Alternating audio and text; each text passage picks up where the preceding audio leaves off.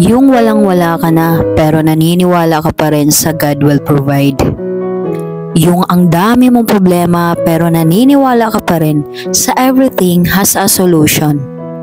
Yung ang dami mong di magandang pinagdaanan pero naniniwala ka pa rin sa everything's happen for a reason. Yung pagod na pagod ka na pero naniniwala ka pa rin sa everything's gonna be okay. Yung gusto mo na sumuko pero naniniwala ka pa rin sa keep going and achieve your dream. Yan tayo bilang isang tao. Kailangan nating maniwala kahit pakiramdam mo imposible. Pero alam mo ba, walang imposible sa Kanya. Basta tuloy mo lang ang mga ginagawa mo para sa sarili mo. Dahil wala ikaw at ikaw pa rin ang mag-aangat sa sarili mo, hindi ang ibang tao.